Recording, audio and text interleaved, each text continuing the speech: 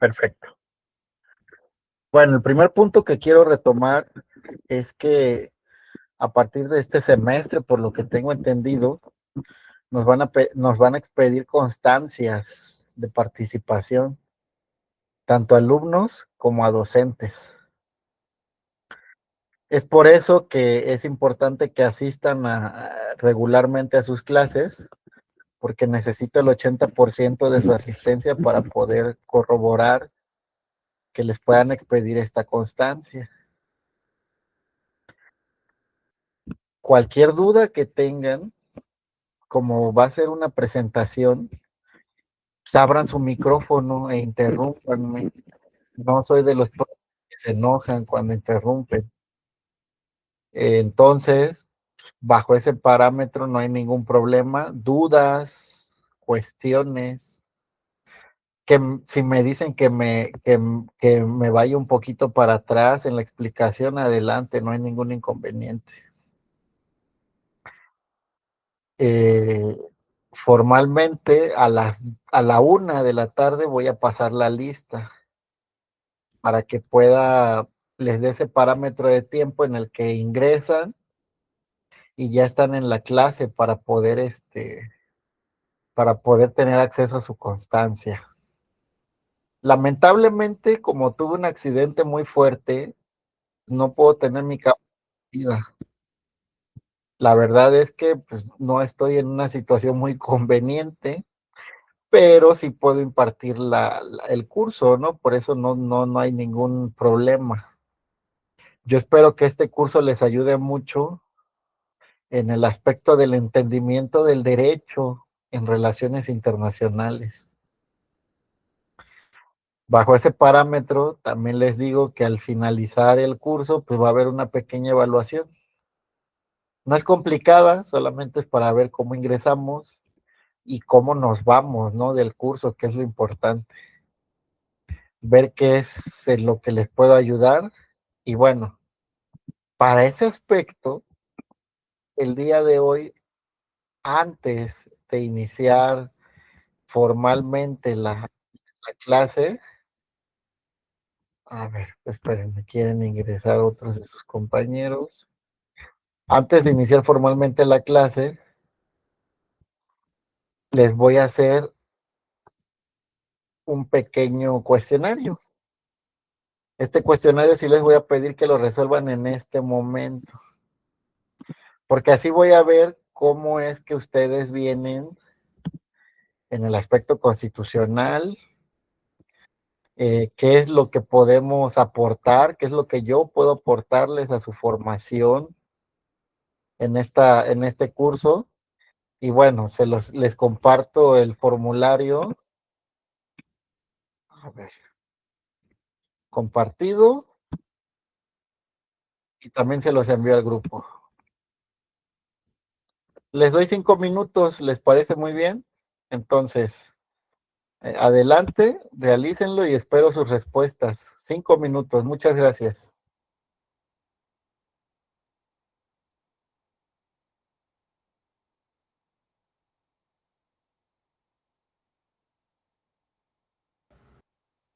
Ujú.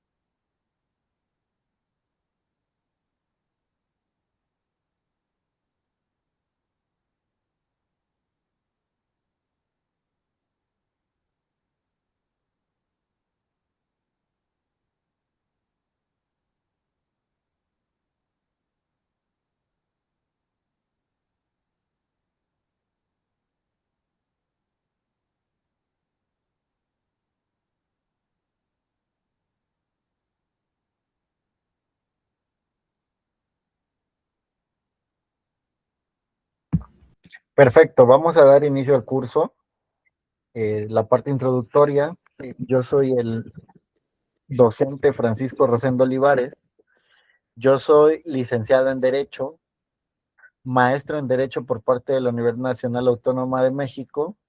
Actualmente estoy a 6 meses de terminar mi doctorado en Derecho, pero también estoy cursando un doctorado en nuestra casa de estudios, la Universidad Nacional Rosario Castellanos, que es de investigación social desde la complejidad. Estoy estudiando una especialidad en defensa penal por parte del Poder Judicial Federal, una especialidad en derechos humanos y derecho electoral por parte de la Escuela Judicial Electoral, una maestría en derecho constitucional y derecho electoral por parte de la Escuela Judicial Electoral. Ya tengo una maestría también en derecho constitucional y derecho de amparo por parte del Instituto Latinoamericano de Estudios de Posgrado, una especialidad en derechos humanos por la misma institución. He viajado a dar conferencias a otros países como lo son Italia, Alemania, Colombia, Perú, y tengo diversos artículos publicados. Estos artículos, por si es de su interés, los encuentran en Google escribiendo mi nombre solamente, así como diversas ponencias también por parte de la licenciatura en Derecho y Criminología, pero también soy docente de la licenciatura en Derecho en Relaciones Internacionales.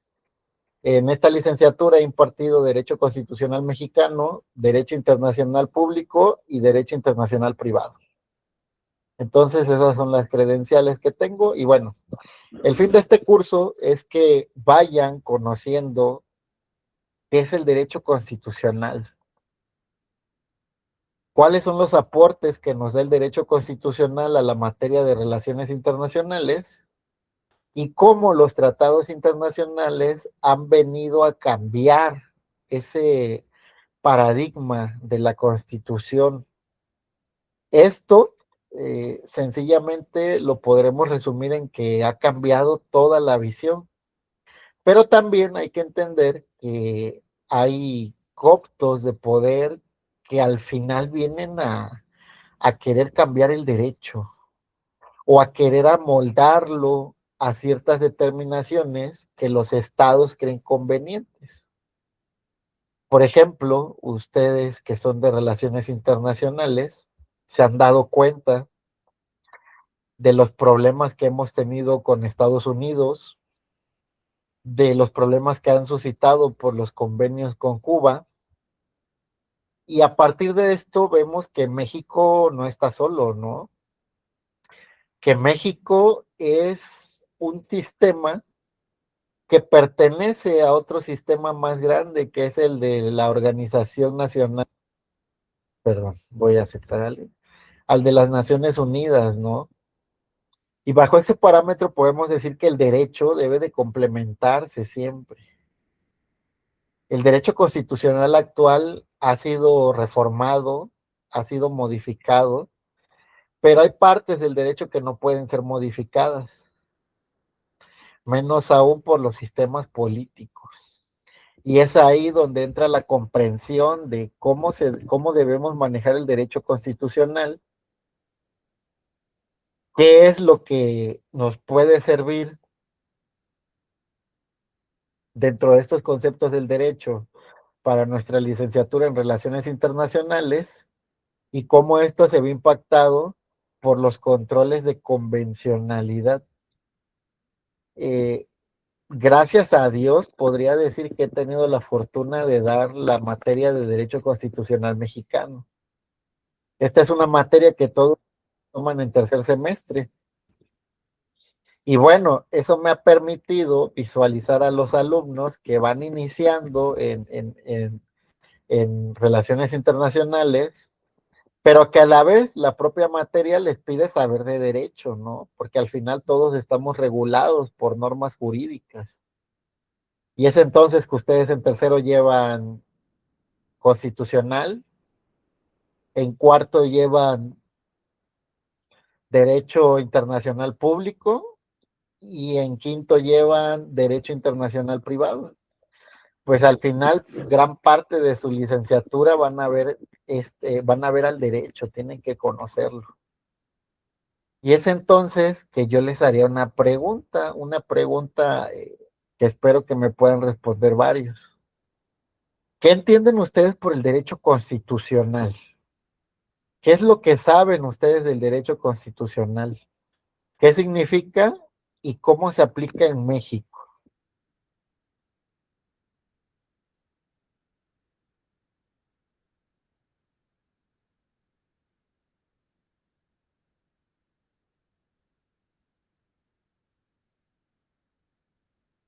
Dejaron se conectaron y ya se fueron a hacer sus actividades.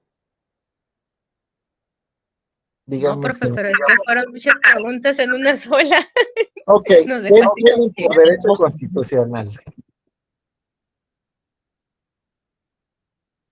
Ok, bueno, pues el derecho constitucional nos habla acerca de la Carta Magna y nos da pues la división que tiene y cómo se debe de usarla. Ah, y incluye pues muchos parámetros en general, pero es lo básico.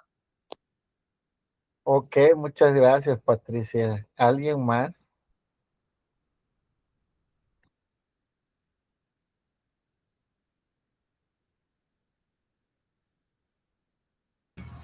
Pues es la estructura y el funcionamiento del Estado, ¿no? Donde se conforma con una constitución, derechos, división de poderes y así. Ok, perfecto, Fernando, muchas gracias. Aurora, adelante. Pues sí, es como la división de que tiene un estado de sus poderes que tiene también, creo que habla un poquito sobre los derechos que tienen las personas, como también creo que las obligaciones, y, y ya creo que eso sería como mi respuesta, profe. Ok, muchas gracias por su participación. Pues efectivamente, fíjense que el derecho constitucional viene a ser esa parte que nos dice qué podemos hacer en el país. Adelante, Valencia. Buenos días, profesor. Pues siento que el derecho es lo que rige, eh, lo que, pues, las reglas y protege los derechos de las personas. Ay, Dios. Claro, los derechos, ¿verdad? Hay que hablar de los derechos. Alan, adelante. Buenas tardes, profesor. De mi parte es el, ah, se me fue la idea, perdón. Ok, ok, perfecto. No hay inconveniente. Casar. Buen día, profe. Es que completando con lo que dicen mis compañeros, está esta cuestión de la organización, lo de la garantización de los derechos y sobre todo la cuestión de las libertades fundamentales, ¿no? Ok, derechos y libertades, me parece muy bien. Ale, adelante.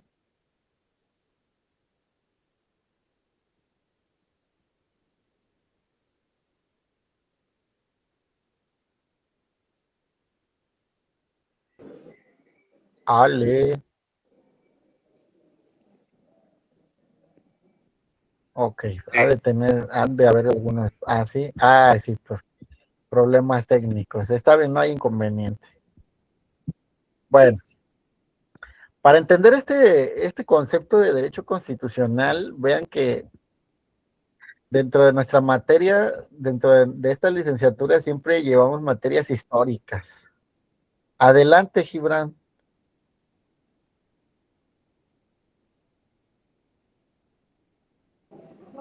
Hola, ¿qué tal? Muy buena tarde. El derecho constitucional es una de las ramas del derecho público.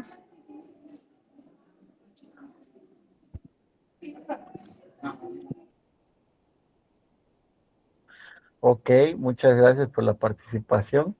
Efectivamente, hay que tener estos conceptos muy claros. Muchas veces he visto que el primer punto es que como no tenemos la licenciatura en Derecho, se nos complican algunos conceptos, ¿no? Del propio derecho que necesitamos usar en relaciones internacionales. Por ejemplo, ahorita lo que decía Gibran Luna es un punto importante, ¿no? El derecho constitucional pertenece a una rama que se llama derecho público, porque también tenemos el derecho privado. También, consecuentemente, sus compañeros hablaban de derechos humanos, de libertades fundamentales, y aquí por la caja de comentarios, pues me mencionaban un límite de poderes. Vamos a entrar en esa tesitura. Al final vamos a entender que parte medular del derecho constitucional es el establecer cómo nos vamos a regir ante la sociedad. Ok, rama encargada de aplicar la Constitución y organizar el Estado protegiendo derechos humanos. Me parece muy bien. Ese punto de los derechos humanos lo vamos a dejar para clases posteriores porque créanme que es un punto medular muy importante dentro de la rama del derecho constitucional. Pero para quedar claros en este punto, el derecho constitucional nos va a venir a decir qué es lo que se puede o no hacer en una sociedad. En nuestro caso, el derecho constitucional mexicano nos va a decir los límites que tienen las personas dentro de la sociedad mexicana. Hay que entender un punto principal y es que las constituciones de los países son diferentes. Y al entender esto, vamos a entender que también los derechos cambian. Yo sé, si alguien ha tomado alguna materia de derechos humanos o ha tenido alguna clase de derechos humanos, que nos dicen que los derechos son iguales para todos, que los derechos al final nos vienen a proteger de arbitrariedades del Estado, ¿no? Pues estos puntos son importantes y los vamos a retomar consecuentemente. Pero sí les quiero decir que un punto totalmente fundamental es que al final cada país va a tener derechos diversos. Y eso es muy importante porque entendiendo esto vamos a entender que cada sociedad con el pluralismo que tiene va a cambiar el derecho. Les pongo un ejemplo. ¿Ustedes qué opinan de la eutanasia? Para los que no están muy adentrados en este concepto, es la muerte asistida. O sea, cuando una persona, el concepto actual es, una persona tiene una enfermedad tan grave y tan degenerativa que ya lo único que desea es morir. Y entonces, desde cierto punto, el Estado debería de proveer ese servicio constatando que esa persona en realidad cumple estos parámetros de una enfermedad grave, una enfermedad incurable, una enfermedad degenerativa y progresiva. ¿Qué opinan de que el Estado le dé permiso a esta persona de morir? O de que el Estado le proporcione las herramientas para poder morir. Los escucho.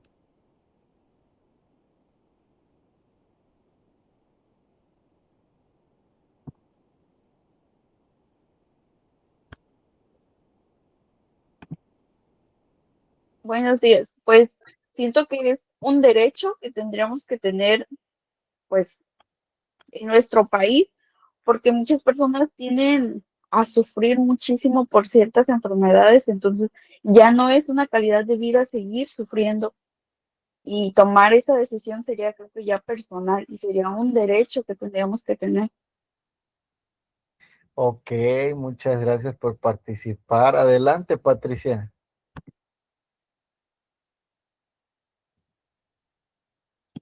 Bueno, yo considero que sí es necesario en algunos casos, obviamente construyendo bien la decisión para formar quién sí pudiera y quién no, pero sí sería bueno que lo incluyeran porque hay personas jóvenes que están sufriendo mucho en el deterioro de su cuerpo y la familia no les deja partir y los tienen sufriendo mucho más. Y igual pasa en algunos casos con personas ya mayores de 100 años y la familia no los quiere dejar ir y ellos están sufriendo a pesar que ellos quieren ya irse y lo dicen y pues los médicos están en una disyuntiva difícil.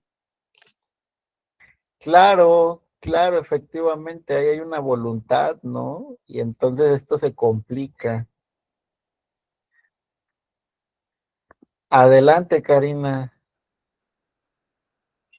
Hola, buenas tardes. Bueno, yo creo, bueno, lo que yo entiendo es que sería bueno que se les diera más que nada un derecho, sino una muerte digna, ¿no? Que lejos de preocuparse de que si está bien o está mal por creencias, lo que sea digno, que se les permite a ellos decidir, porque finalmente ellos son los que están pasando por ese proceso, aunque se incluya el cansancio de cuidadores, de diagnósticos médicos, sería más digno para ellos. Muchas gracias, Karina. De hecho, acabas de introducir un concepto que ya se aplica en el derecho, que es la muerte digna. Entonces, también ese es un punto muy importante. Alan, adelante. Sí, yo creo que es bastante fundamental, ya que pues está violando tus derechos, como el derecho a la vida digna.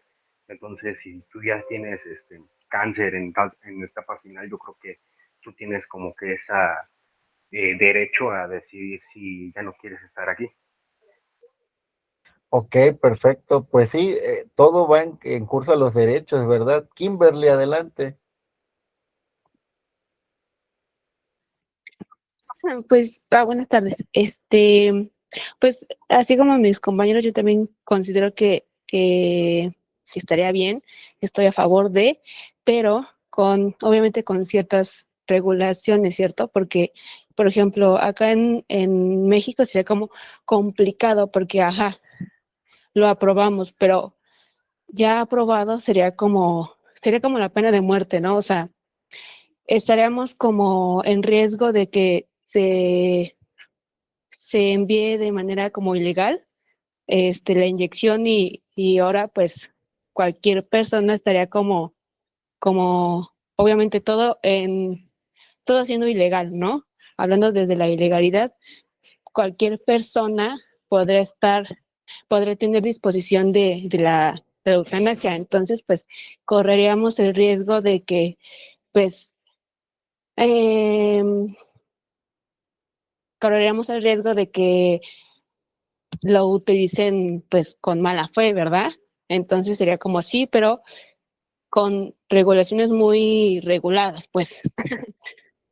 Ok, perfecto, Kimberly. De hecho, acabas de introducir otro concepto que es la restricción, ¿no? No siempre todo lo que pidamos se nos puede permitir cuando querramos, vean. Qué interesante. Andrea, adelante.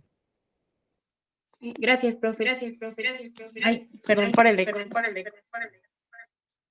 Bueno, yo considero que estoy a favor, pero es un tema complejo porque aquí como que ya se empieza a ver lo de la división de individuo-estado.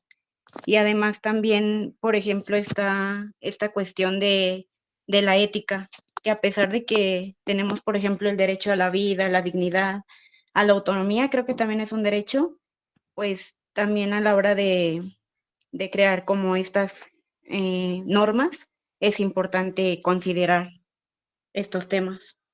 Ok, perfecto. Me parece muy bien el punto de vista.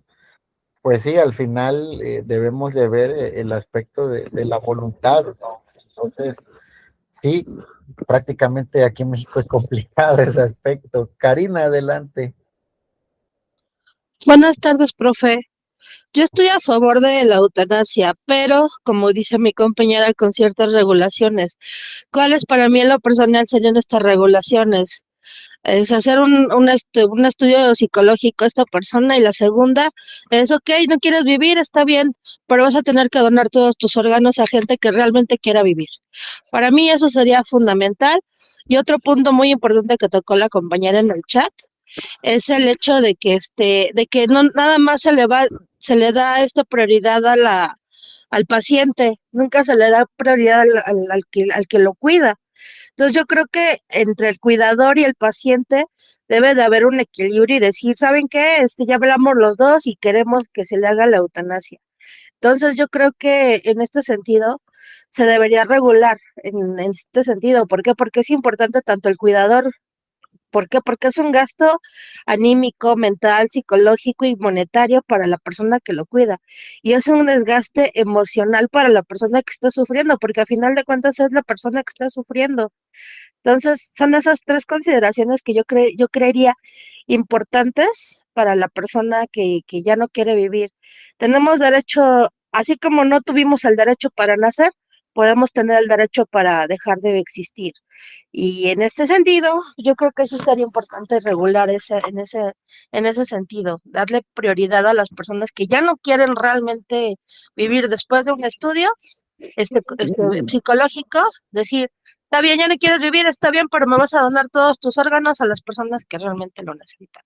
Ese sería mi punto de vista, gracias. Muchas gracias, Karina. Pues fíjate, aquí ya se introduce otro punto muy interesante, porque ya no solamente deberíamos de dejar que esta persona cumpla su voluntad, sino que si la cumple, la obligamos a donar órganos. Ay, eso me suena interesante, más complejo, porque imagínate si yo soy católico, ¿no? ¿Qué me dice el catolicismo? Que también es un derecho, ¿no? La libertad de religión.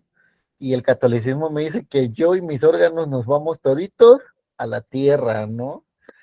Pero bueno, esto es muy interesante porque esto crea un debate y ese debate es lo interesante de este tipo de cursos. Entonces, muchas gracias por esa aportación que se puede dar. Adelante, Gibran. Hola, ¿qué tal? Nuevamente, considero con alguno de mis compañeros, sin embargo, creo que es decisión de cada persona, o debería de ser decisión de cada persona o de cada paciente. Obviamente, checando el estatus de salud del paciente, qué tanto se está pasando, qué tanto está sufriendo.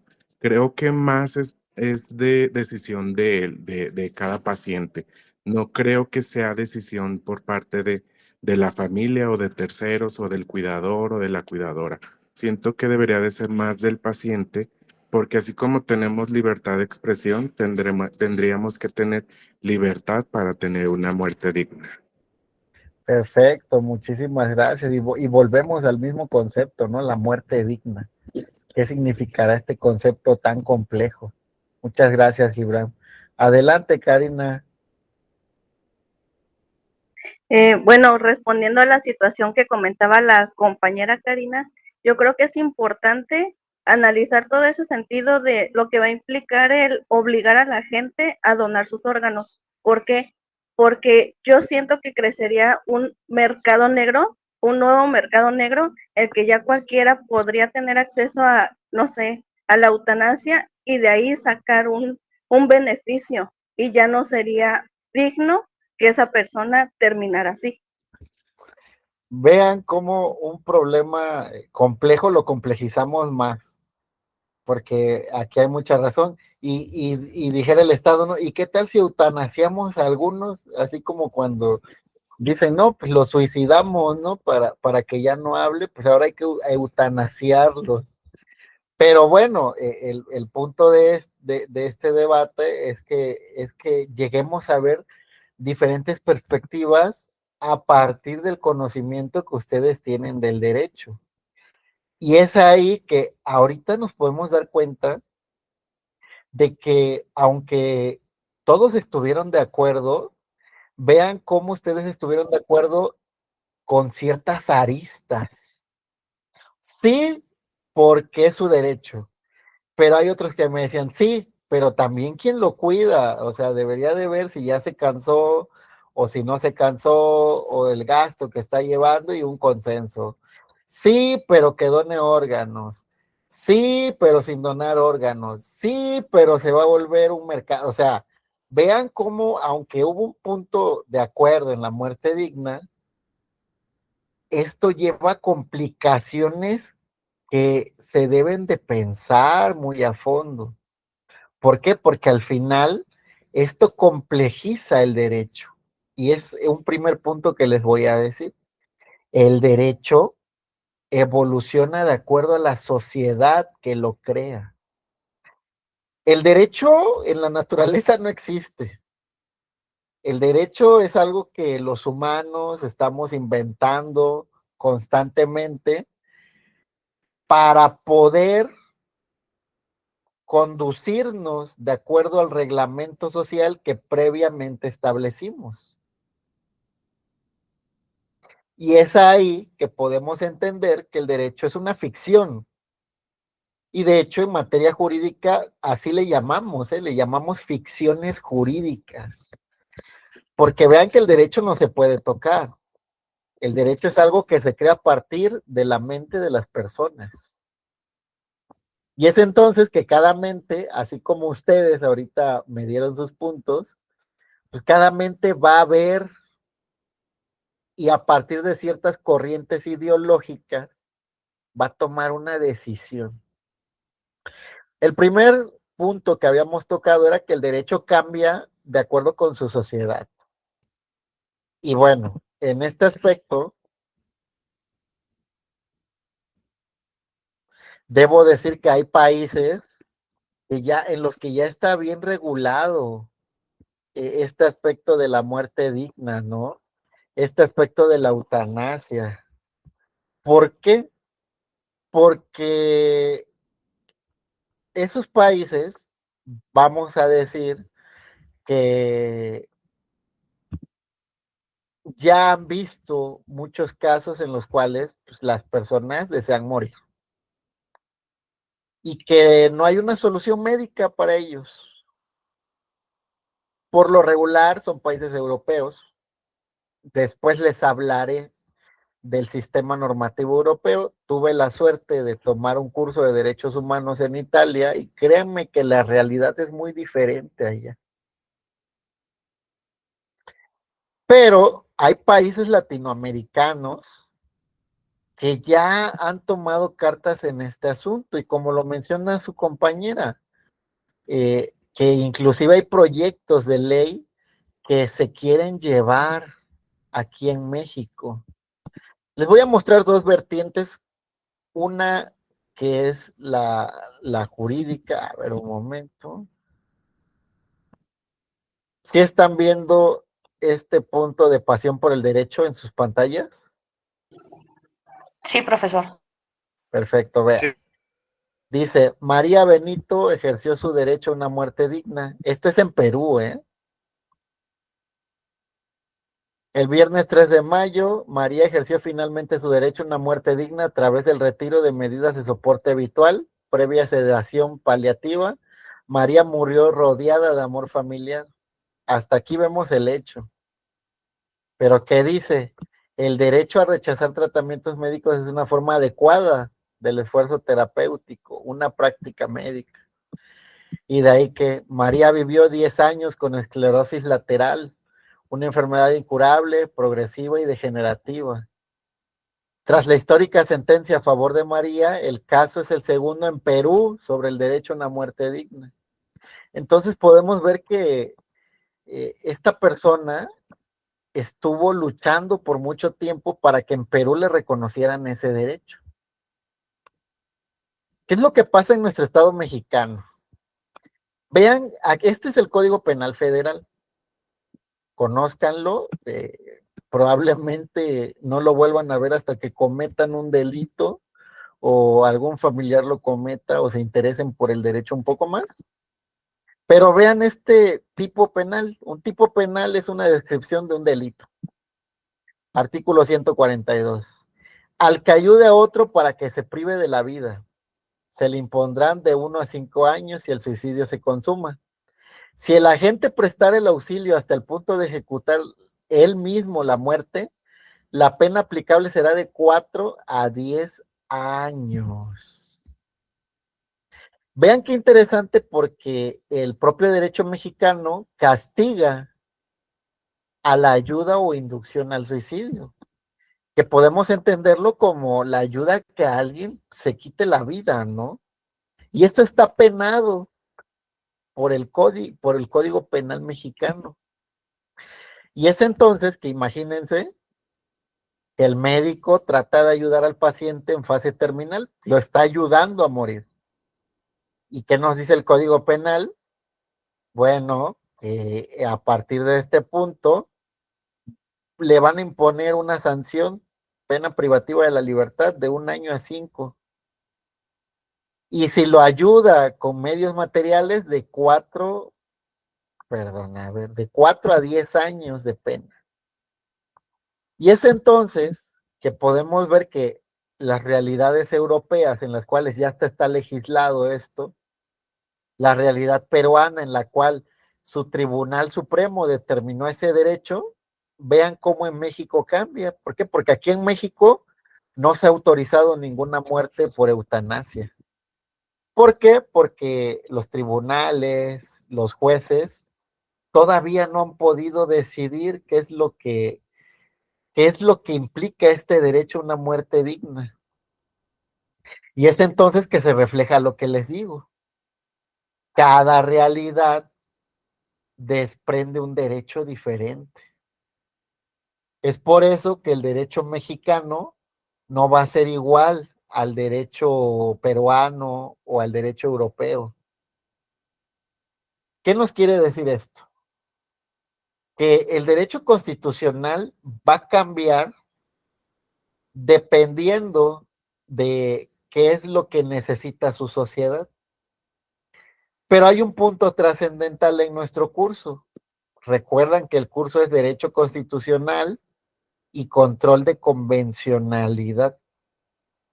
Y ahí es donde metemos otro concepto nuevo, las convenciones, los tratados internacionales. Y en este punto, denme un momentito.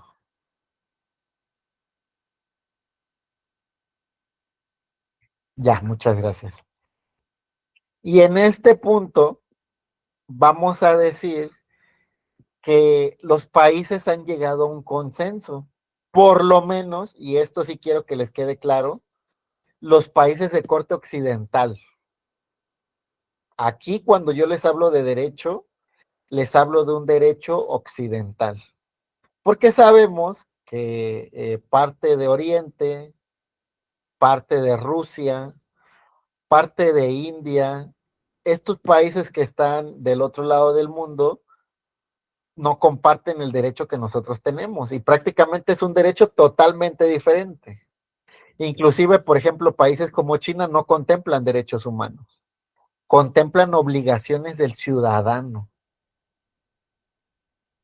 Y entonces, cuando yo les hablo de este derecho constitucional y estos controles, quiero que queden en la cuenta de que hablamos de derecho occidental.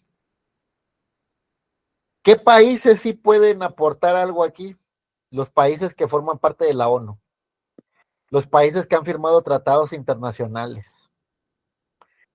Aquí en Latinoamérica, los países que forman parte de la Organización de Estados Americanos, de la OEA. Y entonces vamos a ver que hay un conglomerado de países que se ha puesto de acuerdo en consensar ciertos derechos. O sea, ciertos derechos van a ser obligatorios para todos estos países. A nivel continente tenemos a Europa con su Tribunal Europeo de Derechos Humanos. Tenemos a África con el Tribunal Africano de Derechos Humanos y de los Pueblos. Y tenemos a Latinoamérica con la Corte Interamericana de Derechos Humanos. Entonces, esto es un módulo introductorio. Vamos a ahondar más en esto en las próximas clases, pero lo que yo quiero que entiendan es este aspecto de que el derecho va a ser cambiante.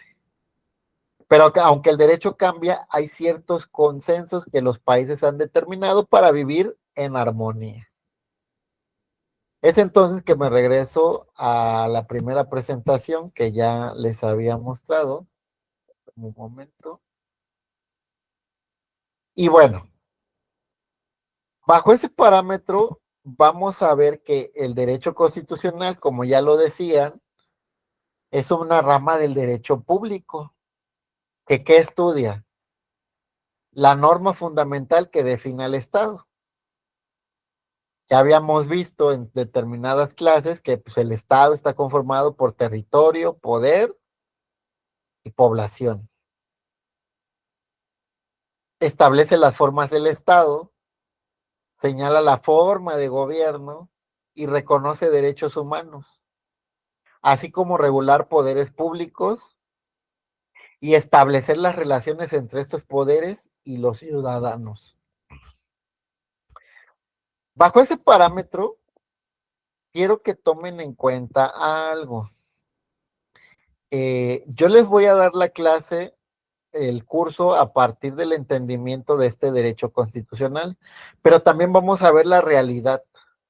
¿A qué me refiero con la realidad?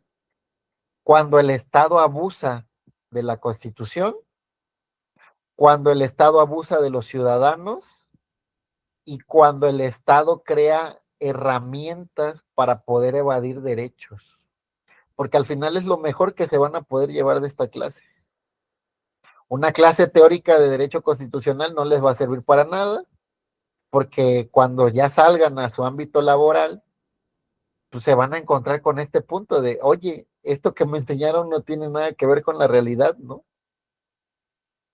Sí, me dijeron que los derechos son de todos, que que son derechos universales, interdependientes, progresivos, y órale, ya me despidieron. ¿Ahora qué hago? Híjole, ya me despidieron y como soy servidor público no tengo derecho a demandar. ¿Por qué? Porque mi contrato colectivo decía que si yo demando no me dan indemnización. Híjole, soy servidor público de seguridad, o sea, policía, ministerio público, y me despidieron injustificadamente. Y la Constitución dice que si te despiden no tienes derecho a la reinstalación. Imagínense. Ahorita me decían que la Constitución garantiza derechos, pero en el transcurso del curso vamos a ver que la propia Constitución también vulnera derechos humanos. Y entonces estamos ante un problema muy grande porque si la Constitución es el orden supremo que nos rige a todos, y esa propia Constitución dice que me pueden vulnerar derechos, ¿y ahora qué hago? No, me quedo en un total estado de indefensión porque la propia norma suprema dice, sí, a este sí los derechos, ¿no? Vulnérenlo. Pero, pues decía un autor muy famoso, el literario, Charles Bukowski, que uno no se da cuenta de la violación a derechos hasta que le pasa a uno, ¿no? Mientras todos seguimos con nuestra vida. Entonces, para entender al derecho constitucional, hay que entender que este derecho va a venir a protegernos como ciudadanos, pero también va a restringir derechos. Les haría una pregunta ahora para que me participen. ¿Ustedes qué entienden por restricción de derechos humanos?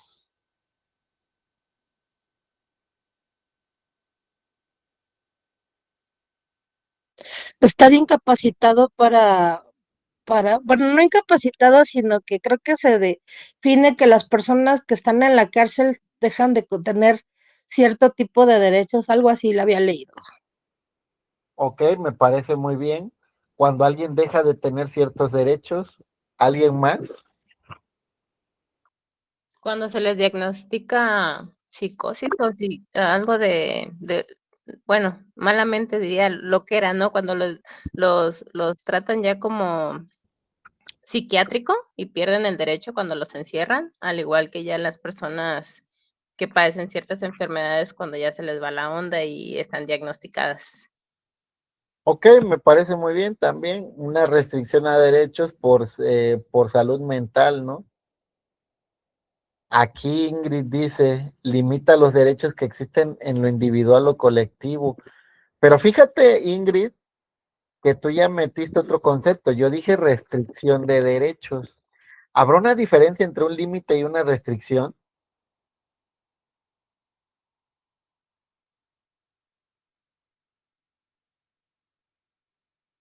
¿Qué opinan? Un límite podría ser que una persona no está considerada como apta para tener todos los derechos humanos, y una restricción es cuando se le restringe.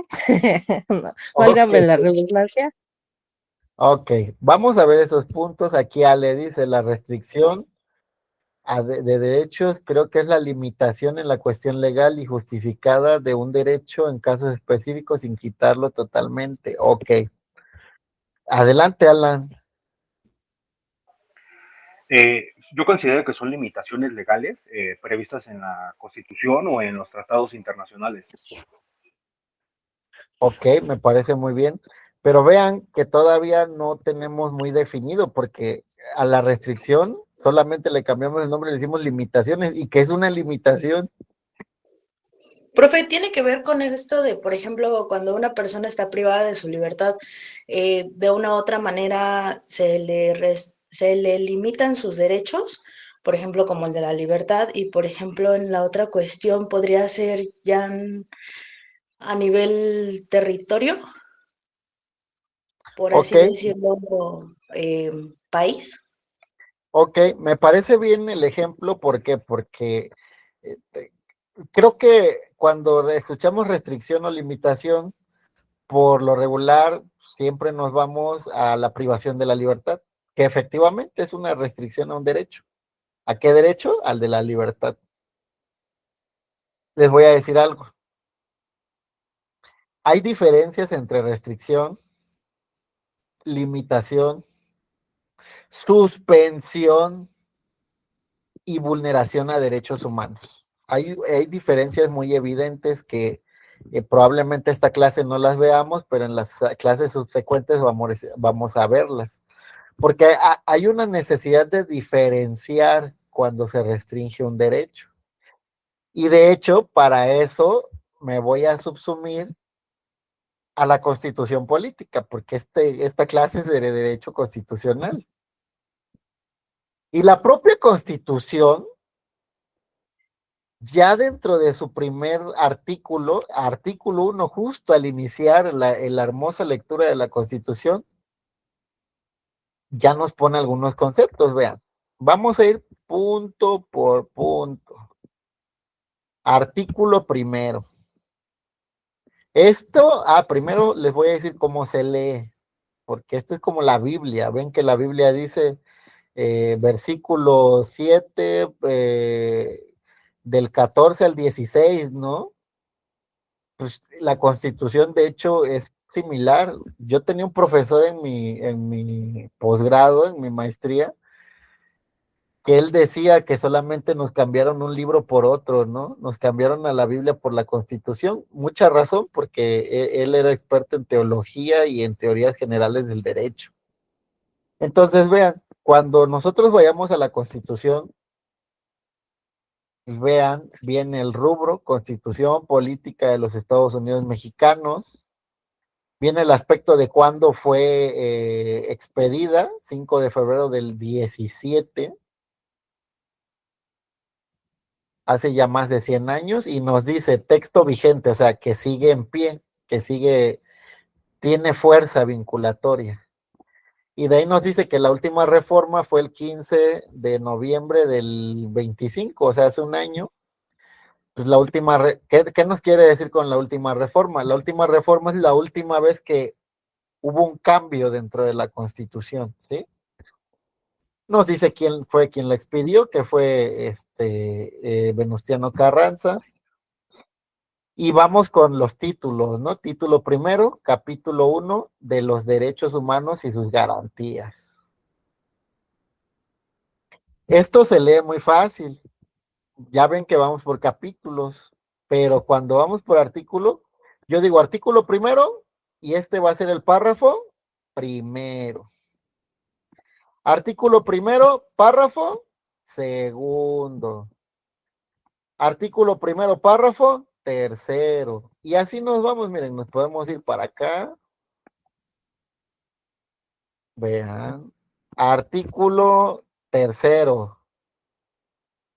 Párrafo, vamos contando, 1, 2, 3, 4. Párrafo cuarto. Y ya de ahí tenemos algunos numeritos. Miren, por ejemplo, ¿qué párrafo va a ser?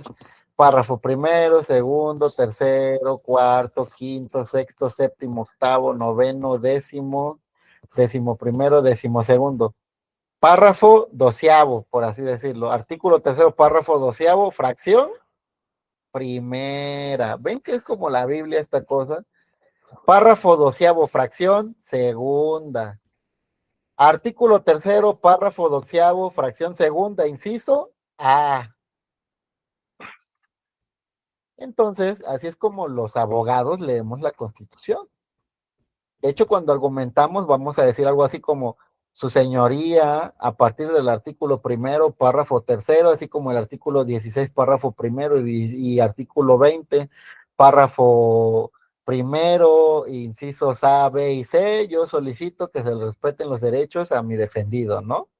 Es como recitar un versículo. Pero el primer punto al que quiero llegar con esto de la Constitución es que el artículo primero, párrafo primero, ya nos da lectura de qué es lo que nos va a concebir. Y vean, dice, en los Estados Unidos mexicanos, todas las personas gozarán de los derechos humanos reconocidos en esta Constitución y en los tratados internacionales de los que el Estado mexicano sea parte. Coma. Aquí ya tenemos una idea, ¿no? La idea que nos quiere dar la Constitución, la primera idea va a ser ese punto. Todas las personas. Aquí viene un parámetro que hay que entender, porque por ejemplo, ahorita está muy en debate, ¿qué pasa con los extranjeros, no? ¿Qué pasa con las personas en situación irregular de migración? ¿Qué pasa con esas personas que ingresan al país sin permiso? Y aquí no me dice todos los mexicanos, o no me dice todos los ciudadanos, me dice todas las personas, por el simple hecho de ser persona, va a gozar de los derechos que reconoce la Constitución y los tratados internacionales. Entonces no importa la nacionalidad de la persona, solo importa que se encuentre en el territorio mexicano. Y aquí es donde viene otro punto importante. La propia Constitución reconoce a los tratados internacionales y entonces nos dice, todas las personas gozarán de los derechos de la Constitución y los tratados. Y ese punto es tan importante porque, por ejemplo, me ha tocado ver jueces, me ha tocado ver políticos que al final cuando alguien trata de argumentar un tratado, dicen, hey, espérate, aquí es México y ese tratado no aplica. Pues, ¿qué creen? Si México firmó y llevó a cabo el proceso legislativo, que es la aceptación, firma, ratificación y aceptación y publicación del tratado, pues adivinen qué. Ese tratado es obligatorio para México. Y esto quiero que les quede muy dentro de ustedes, porque hay mucha gente que afirma que los tratados solo son orientadores, que solo van a tratar de querernos decir lo que podemos hacer. No, la propia Constitución reconoce a los tratados internacionales como iguales con la Constitución, por eso dice Constitución y tratados internacionales. Más adelante, cuando veamos ya el control de convencionalidad, vamos a ver por qué y también quién determinó que esto fuera así, que Constitución y tratados fueran iguales, prácticamente tuvieran el mismo poder. ¿Y cómo o qué es lo que pasaría si la Constitución contradice un tratado o si un tratado contradice una Constitución? Porque eso ya se está dando actualmente en la vida real, contradicciones entre Constitución y tratados. Pero si aquí me está diciendo el artículo primero que son lo mismo, que Constitución y tratados deben de proteger los derechos de las personas. Y de ahí me introduce otro concepto que dice, así como las garantías para su protección.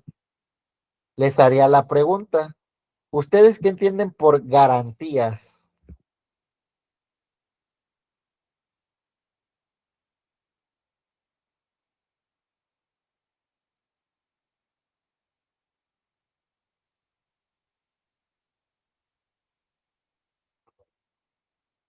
Creo que recuerdo que son aquellas las cuales nos apoyan a defendernos en cuestiones de problemas legales.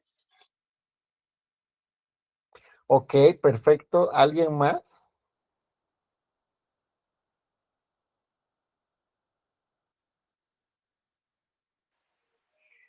Garantizar los derechos y los tratados. Ok, viene muy bien. A ver, otro concepto. No son las herramientas y técnicas que tenemos que están diseñadas para proteger, asegurar y defender lo que son los derechos. Perfecto, pero ¿cuáles son esas herramientas al final?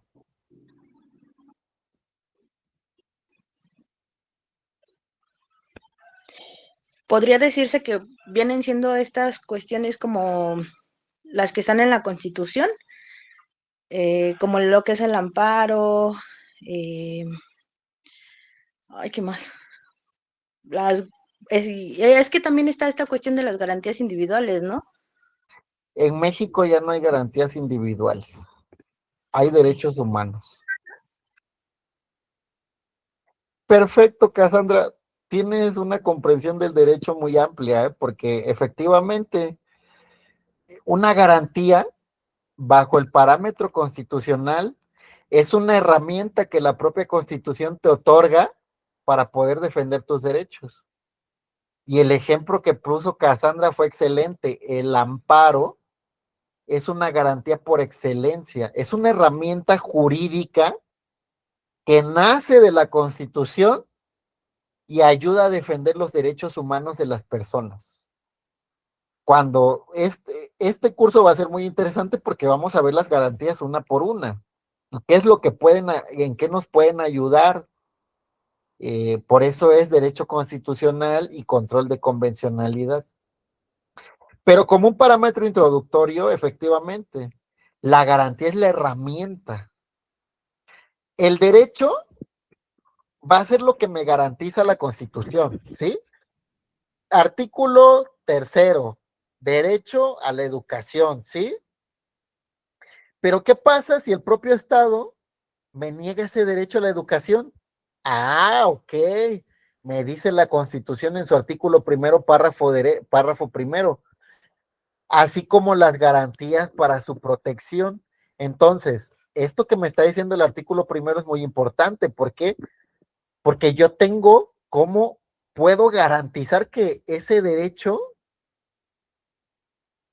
me sea respetado, aunque ellos no quieran. Se ha dado el caso, a ver, vengo un momentito, se ha dado el caso ahorita muy trascendente. Ay, pero un momento, alguien quiere ingresar a la clase.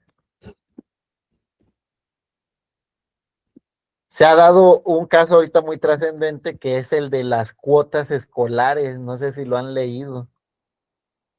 Esto de las cuotas escolares, a ver, el artículo 3º me garantiza una educación laica, gratuita y obligatoria.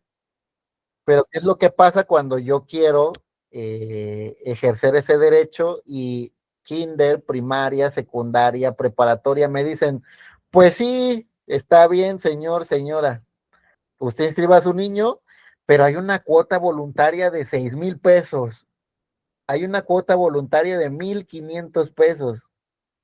Ay, Dios, adelante, Karina. Bueno, no sé si se acuerda que hace unos años se debatió mucho sobre eso, sobre ese tema, que era, pues supuestamente era obligatoria, pero en realidad nunca fue obligatoria, porque yo nunca la pagué con mi hija. Mi hija ahorita tiene 18 años y yo nunca pagué ninguna cuota extra, porque precisamente salió mucho en redes sociales y en historias y todo eso en la televisión sobre las cuotas voluntarias, entonces empezó a derogar.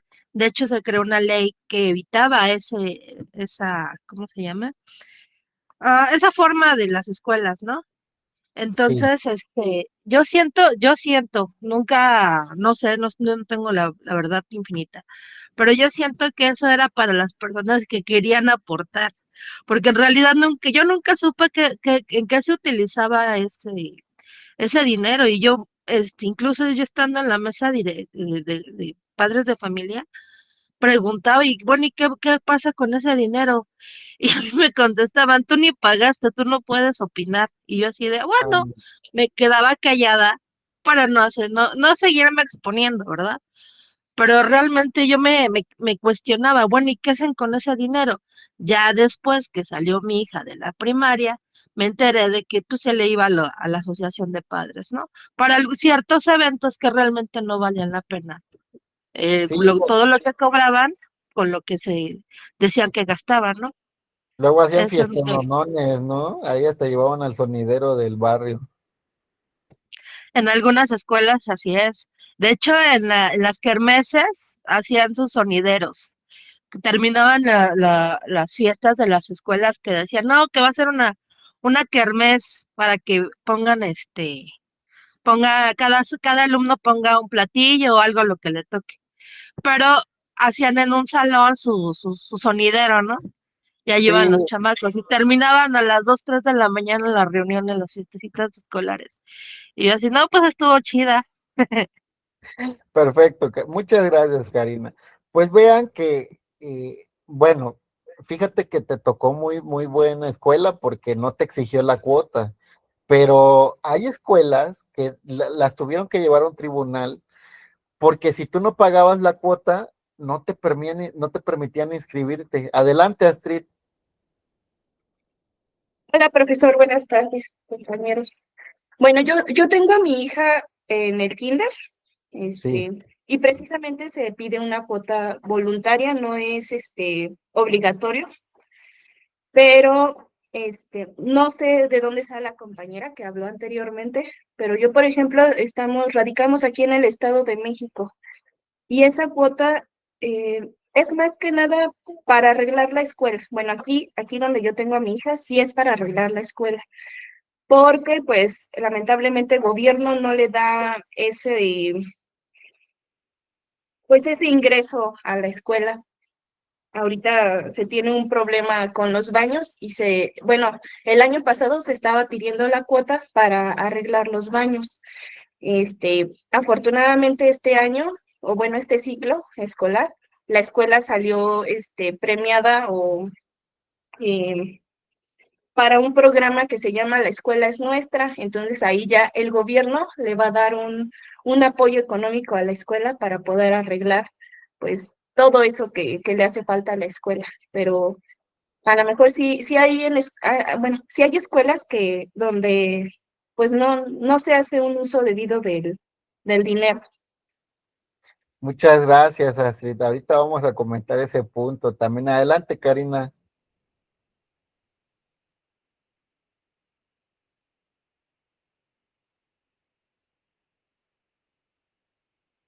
Karina. Así, concuerdo con lo que dicen mis compañeras. De hecho, cuando yo estuve en la escuela, que fue ya hace como veintitantos años, sí eran obligatorias las cuotas en el Estado de México. Y de ahí, pues, hasta ahorita no sé si, como dice la compañera, no sé si las sigan cobrando, pero en esos tiempos sí eran obligatorios. De ahí me vine a Baja California Sur y aquí sí queda como que a voluntad, pero algunos, y se ve el reflejo de lo que se hace ahí en la escuela, que se paga conserje, que los aires acondicionados se ve. Pero ya cuando me fui hace 2 años a la Ciudad de México, y ahí fue a la escuela mi hijo, no, ahí sí completamente no se recibe cuota, porque yo creo que ahí sí tienen apoyo del gobierno en general. Yo creo que depende de cada zona de México, de cada estado, si te cobran o te obligan. Trimestre, justo estas 3 secuencias. Ok, muchas gracias, Karina. Pues vean que es un punto importante y les voy a decir algo. ¿Se acuerdan que les dije que el derecho evoluciona?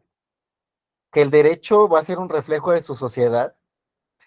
Aquí podemos ver, a ver, cuando yo estudié te pedían cuota más ok, ese es otro.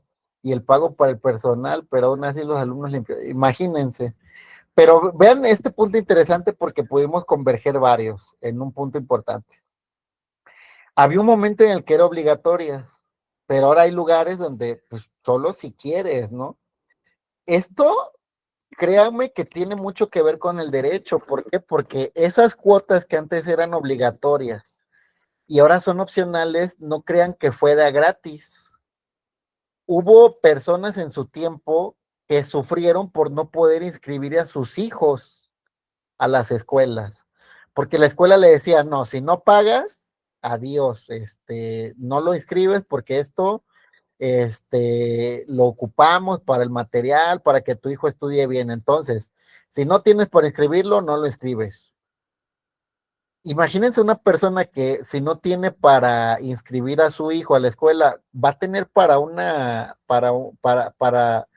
pagarle a un abogado para poder inscribir a su hijo, y aquí es donde el derecho se vuelve un poco complicado.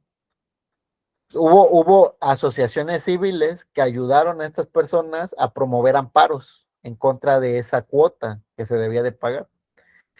Y entonces, cuando ya llega el juez, denme un momento, sí, ya. Cuando ya llega el juez y decide, le dice a los directivos, ¿sabes qué?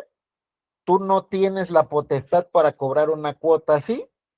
En caso de que tú cobres la cuota que estás pidiendo, yo te voy a amonestar con una sanción que va a perjudicar tu salario.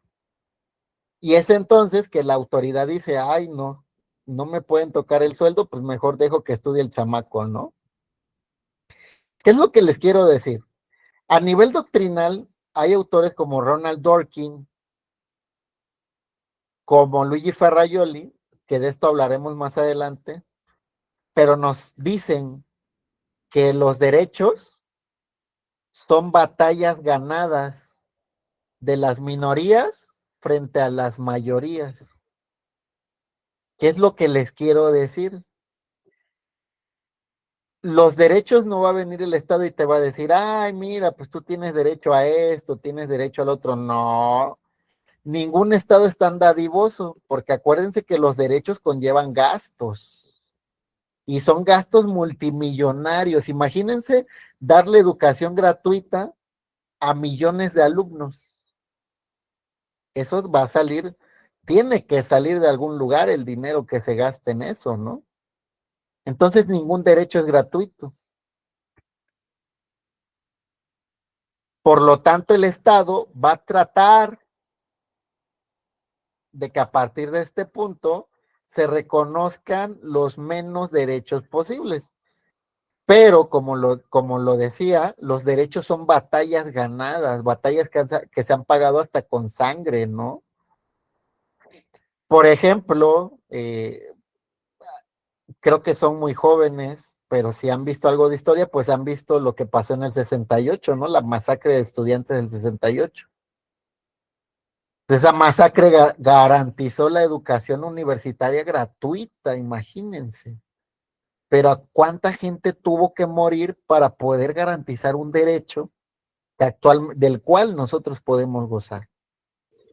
Profe, creo que de hecho eso también ocurrió tiempo después con los de la UNAM, ¿no? Donde querían privatizar lo que es la universidad y querían subir las cuotas cuando antes era voluntario lo que ellos daban. De hecho, en aquel entonces que recuerdo que estudió mi papá, decía él que tenía que pagar 10 centavos, pero prácticamente entregaban un peso por estudiar en la UNAM. Efectivamente, y aquí es donde varios van a ver que los derechos no son gratis. Por ejemplo, ahorita estos nuevos derechos de género, de la ley Olimpia, las fiscalías especializadas en materia de género, ¿cuántas vidas de mujeres no costaron? Hay una resolución de la Corte Interamericana que vamos a ver después, que es la del caso Campos Algodoneros contra México. Lo resuelve un tribunal internacional, México no lo puede resolver, pero a grandes rasgos es una sentencia en la cual a México se le acusa, perdón, denme un momento, a México se le acusa por no darles medidas de protección a las mujeres y dejarlas en estado de indefensión. Y la Corte Interamericana le dice a México, haz algo, te sanciono. Y ya es que México reforma y crea esta ley para la vida libre de violencia de las mujeres, empieza a meter la perspectiva de género, empieza a determinar fiscalías especializadas en género. Pero ¿cuántas vidas humanas no costó eso? Y así cada derecho que vamos teniendo nunca ha sido de a gratis, ¿eh? Siempre ha habido sangre, siempre ha habido lucha y siempre ha habido reclamos. Actualmente, por ejemplo, los derechos LGBTQ no y más, que también es un grupo que ha sido olvidado, vulnerado y que ahora exige esa reivindicación, que les sean reconocidos los derechos. Es por tanto, y aquí volvemos al punto del derecho constitucional, que la propia Constitución crea herramientas para poder proteger los derechos de las personas. A esas herramientas les vamos a llamar garantías. Para entrar ya al aspecto de las garantías, el primer punto, antes de entrar, es que les voy a enviar la lista de asistencia del día de hoy. Denme un momentito. Si quieren acelerarlo, la lista está en el grupo,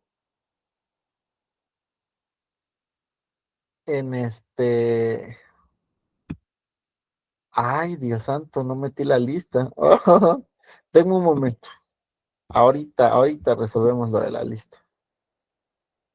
Relaciones internacionales. Pase de lista LR. Ya, listo. Se los voy a enviar al grupo y se los voy a enviar aquí mismo al chatbox, ¿va? Para que puedan pasar su lista, porque si no, se nos va el tiempo. Y les doy 5 minutitos para que hagan su pase de lista, ¿va? Adelante.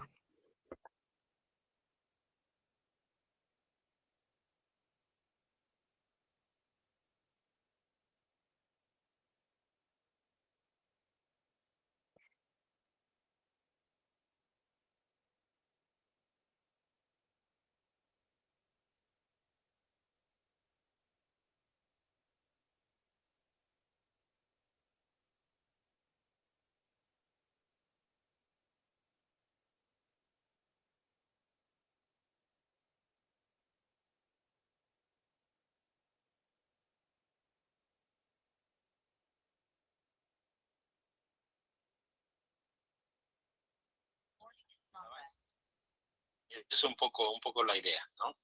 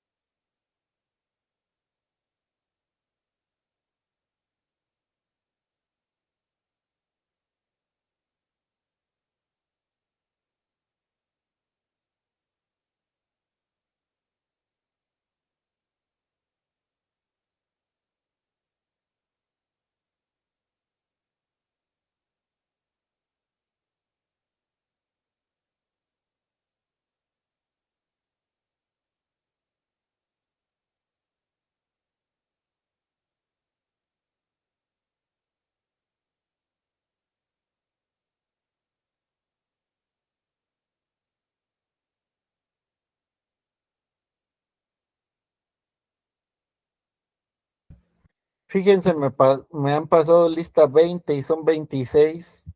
¿Qué es lo que pasa?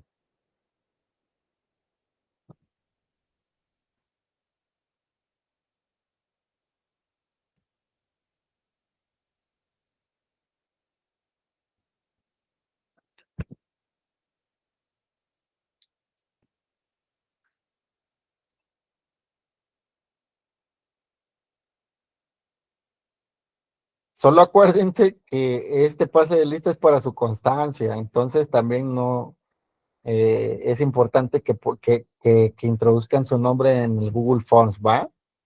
Pero bueno, vamos a seguir con el aspecto de la garantía.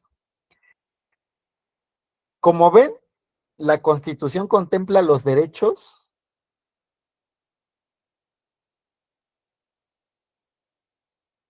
La Constitución contempla los derechos, pero también la herramienta que sirve para proteger ese derecho. Claro ejemplo que ya les había dicho es el derecho a la educación. ¿Qué pasa si una autoridad violenta mi derecho a la educación? Pues yo tengo la herramienta necesaria para poder protegerlo. ¿Cuál sería la herramienta? Un amparo, un juicio de amparo. El problema aquí radica en que en el ámbito real, o sea, ya en la sociedad, el amparo es un problema muy técnico que solo abogados especializados en materia de amparo pueden realizar, ¿eh? Y entonces hay autores que señalan que al final esta garantía no se cumple del todo. Les decía el ejemplo, ¿qué pasa si la madre no tiene los recursos para pagar la escuela? Probablemente tampoco tenga los recursos para pagar al abogado especializado en amparo, ¿no? Y es ahí donde el derecho se complica un poco. Se ha tratado de hacer un poco más fácil, pero aún así el derecho es tan técnico que hay partes que prácticamente se pueden mover, porque si se mueven, se vuelven muy abstractas o se vuelven muy permisivas.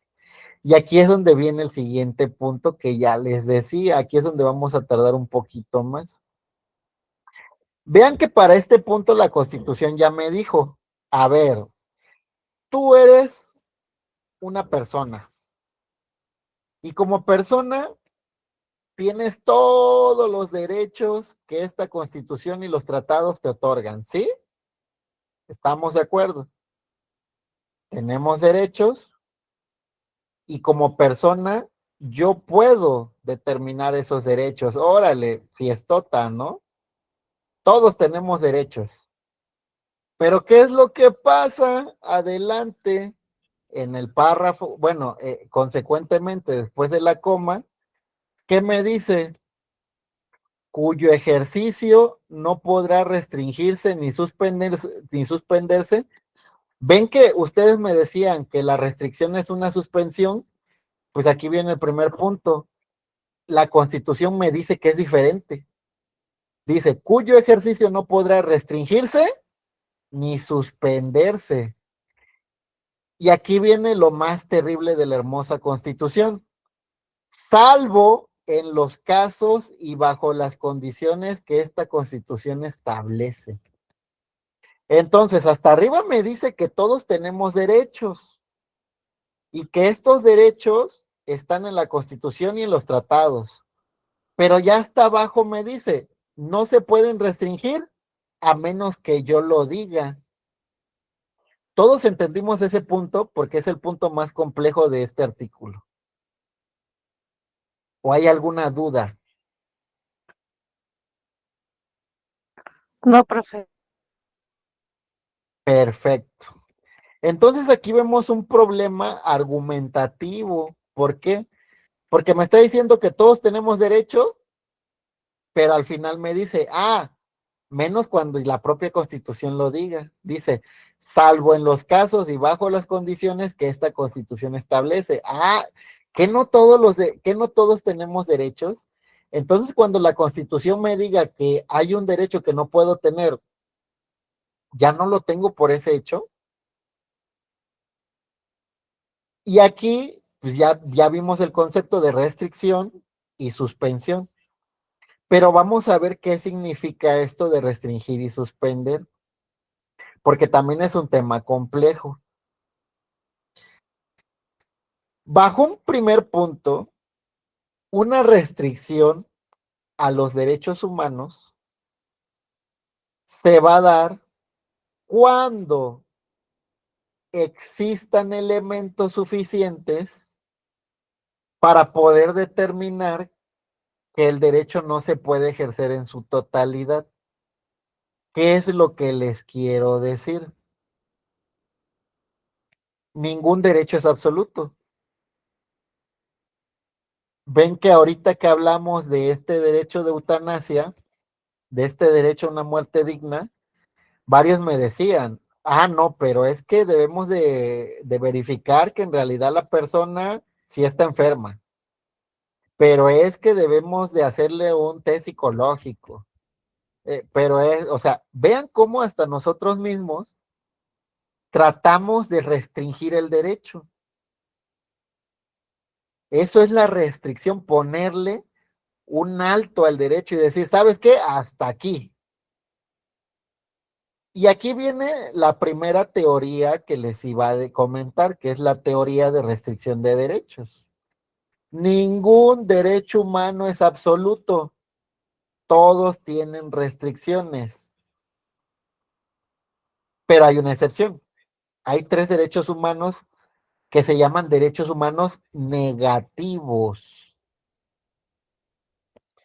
Estos 3 derechos humanos negativos, dentro del derecho constitucional mexicano y dentro del sistema universal de derechos humanos, que lo vamos a ver más adelante, sí se podrían considerar absolutos.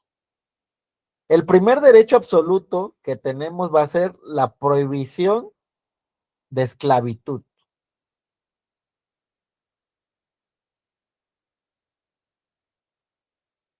Cuando hablamos de derechos humanos, hablamos de la relación entre el Estado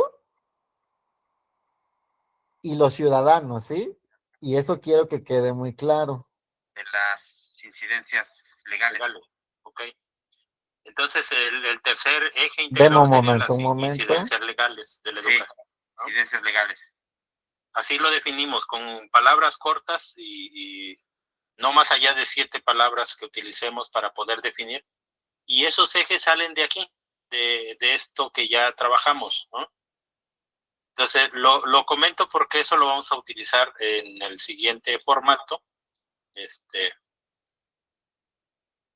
Voy a... Una disculpota. A ver. Ya, perdón. Entonces, el primer derecho humano que no se puede restringir ni suspender, como ya les mencionaba, pues va a ser este derecho humano de prohibición de esclavitud. En México no se puede esclavizar a una persona. Y este derecho es importante, ¿por qué? Porque señala que todos somos libres y que bajo ese parámetro de libertad podemos realizar una vida, una libre determinación de nuestra vida. Entonces, el Estado no puede esclavizarte bajo ninguna premisa. Hay una iniciativa que se trató de implementar hace algún tiempo que decía que las personas privadas de la libertad, o sea, las personas que están en un centro penitenciario, debían de trabajar para ganarse su comida. Allá como en Estados Unidos, no sé si han visto esas películas en las que los tienen partiendo rocas, ¿no? En la calle. Lamentablemente en México no se puede obligar a alguien a trabajar, porque eso entraría dentro del parámetro de la esclavitud. Esto ya tendrá varios puntos de vista de ustedes, pero bajo la teoría de derechos humanos y del derecho constitucional, no se puede hacer eso, obligar a alguien a trabajar. ¿Por qué? Porque rompe su libre determinación. Y de hecho en los centros penitenciarios sí les ofrecen trabajo, pero tienen que conllevar un sueldo. Ese sueldo por lo regular es mínimo, pero aún así el que conlleve el sueldo ya garantiza que no sea esclavitud, ¿no? Y aparte viene la voluntad de querer trabajar. Entonces, ese es el primer parámetro, la prohibición de esclavitud. Segundo, prohibición de tortura. El Estado bajo ninguna circunstancia puede torturarte. Créeme que esto conlleva muchos aspectos filosóficos, porque inclusive en Alemania se llevó a cabo a ver, aquí sí les voy a decir algo muy claro. Una cosa es prohibirlo y otra cosa es que el Estado lo siga haciendo. ¿Ven lo que les digo de la diferencia entre el ser y el deber ser? O sea, lo que el Estado garantiza y lo que el Estado no cumple. Entonces, de que te pueden torturar, ¿eh? Pero está prohibido. Es a lo que voy. Existe una prohibición y esa prohibición jurídica nos dice que bajo ningún parámetro te pueden torturar. Claro, que la autoridad lo hace. Pero ahí ya entramos dentro de la violación a derechos humanos, que es lo que les voy a explicar en la siguiente clase. Entonces, bajo el derecho, a ninguna persona se le puede torturar bajo ningún parámetro. Y les comentaba, en el derecho penal alemán se llevó a cabo esta discusión. El caso fue el siguiente. Una persona secuestra a un niño,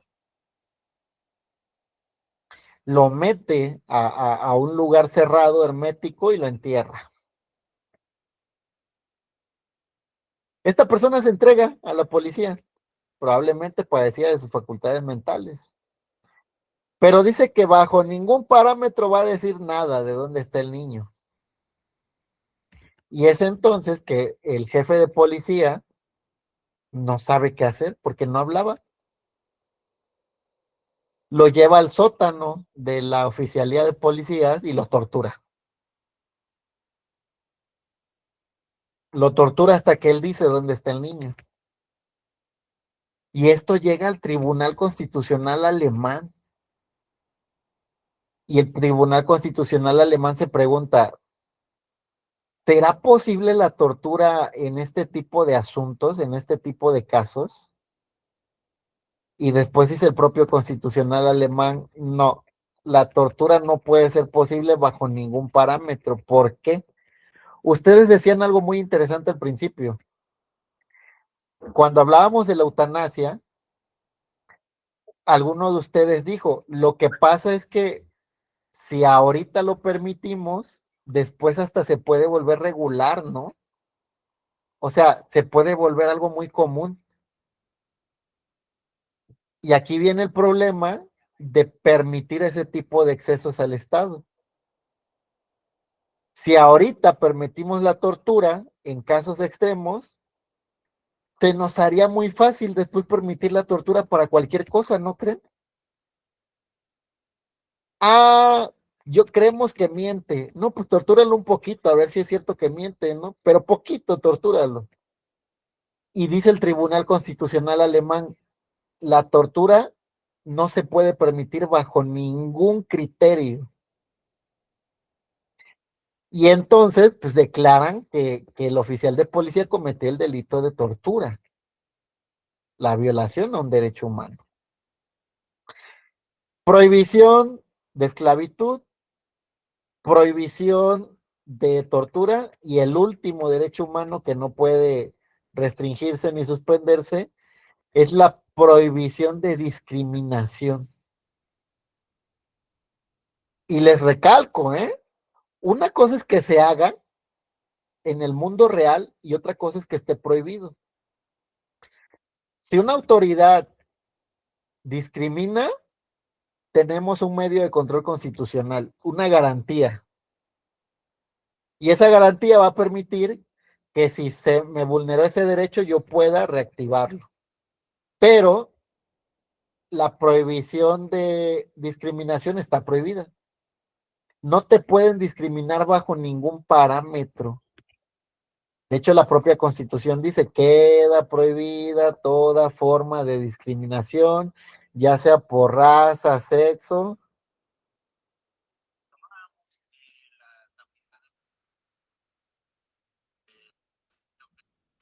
Raza, sexo, origen étnico o cualquier otra que atente contra la dignidad humana. Y aquí es donde abre el parámetro, porque me dice, cualquier otra cosa que discrimine queda prohibida. Y entonces, salvo esos 3 derechos humanos, todos los demás sí van a aceptar restricciones o suspensiones. Esos 3 derechos humanos podríamos decir que son absolutos totalmente. ¿Hasta aquí tienen alguna duda? No, profesor. No, profe. No, profe. Profe, Ok. en cuestión de la prohibición de esclavitud y eso, al momento de que un extranjero, sea del país que sea, y topa ya México, ¿también lo defienden esos derechos? Claro, acuérdense que el artículo primero dice todas las personas.